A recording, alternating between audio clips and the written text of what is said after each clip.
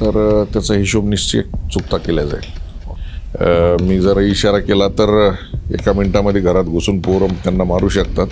ज्याच्यात हिंमत आहे त्याने समोर येऊन घोषणा द्याव्यात। नाही काय समजदारों को इशारा काफी आहे। येत्या काळामध्ये दिसेल आपल्याला काय आहे त्याचं। ही जी पूर्ण स्क्रिप्ट आहे ही शिवाजीनगरमधून लिहिल्या गेलेली स्क्रिप्ट होती। प्रसिद्धी किंवा कोण मोठा होतोय मुळात रोपटच मी लावलेलं आहे। मी कोणाच्याही उभं समोर टाकलेलं नाही आहे। मी फक्त शिवसेनेसाठी गेल्या 40 वर्षापासून काम करतोय। परंतु नव्यानेच काँग्रेसमधून शिवसेनेमध्ये आलेले काही लोक अशा पद्धतीने करतायत। ठीक आहे, निवडणुका चालू आहेत। रस्त्यानं चालत असताना जर कुत्रा आपल्या अंगावर जर भोकला तर आपण काही त्याला चावत नाहीत।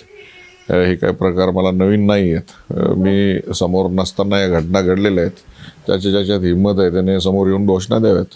नाही काय समजदारों को इशारा काफी आहे। युती न होण्याची कारणं माननीय अशोक चव्हाण साहेब आहेत। कारण नांदेड उत्तरमध्ये मोठ्या प्रमाणामध्ये जे पूर्वीचे काँग्रेसवासी होते आता भाजपवासी झालेले आहेत। त्या लोकांना मोठ्या प्रमाणात उत्तरमध्ये तिकीटं दिल्या गेले आहेत। तर त्यांनी हा मुद्दाम प्रकार घडून आणलेला आहे। हा प्रकार काय नवीन नाही आहे आणि हे सगळं बघत लहानाचं मोठा झालेला आहे। त्यामुळं येत्या काळामध्ये दिसेल आपल्याला काय आहे त्याचं। ते आता कोणाचा कल कोणाकडे आहे काय नाही नांदेडकर जनतेला सगळीकडं माहीत आहे। त्याच्यामुळं अशोक चव्हाणांशी चर्चा करायला मी काय गेलो नव्हतो। बालाजी कल्याणकरच गेले होते।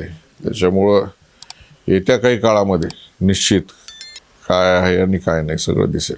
हो, मिनल पाटील यांच्या प्रचारार्थ आम्ही गेलेले आहोत।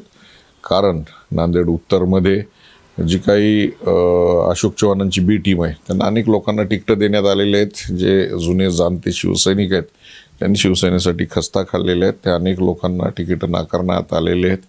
ज्यांनी शिवसेनेसाठी अनेक केसेस अंगावर घेतले आहेत, ज्यांनी मार खाल्लेले आहेत, असे लोक अशोक उमरेकर सारखे पक्षातून बाहेर पडलेले आहेत। तेव्हा जुन्या शिवसैनिकांसाठी काम करणं माझं काम आहे आणि निश्चित जे जुने शिवसैनिक आहेत त्यांच्यासाठी मी जाणार आहे। मला तसं वाटत नाही ज्याच्यामध्ये जी काही काबिलियत असेल त्या पद्धतीने लोक निवडून देतील। प्रत्येकाला वाटतं की माझा वारसा पुढे कोणीतरी चालवला पाहिजे। त्यामुळं त्यांच्या मुलामध्ये जर क्षमता असतील तर लोक निश्चित निवडून देतील। त्याच्यामध्ये गैर आहे असं मला काही वाटत नाही। ही जी पूर्ण स्क्रिप्ट आहे ही शिवाजीनगरमधून लिहिल्या गेलेली स्क्रिप्ट होती। जे घोषणा देणारे होते यांना मी तर गेल्या 40 वर्षात कधी शिवसैनिक म्हणून बघितलेलं नाही। मी जर इशारा केला तर एका मिनिटामध्ये घरात घुसून पोरं त्यांना मारू शकतात। परंतु मी सध्या शांत बसलेला आहे।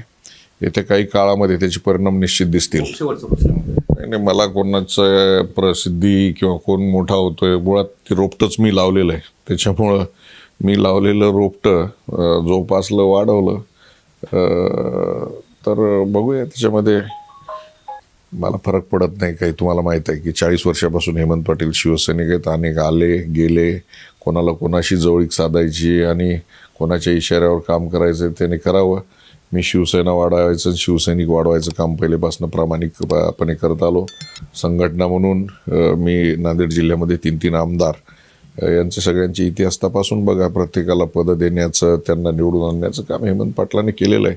त्याच्यामुळं आपला लेकरू जर मोठं होत असेल तर त्याच्याबद्दल मला नाही वाटत की काय असूया असण्याचं काही कारण आहे। परंतु काही लोकांच्या इशाऱ्यावर काही गोष्टी जर होत असतील तर त्याचा हिशोब निश्चित चुकता केला जाईल।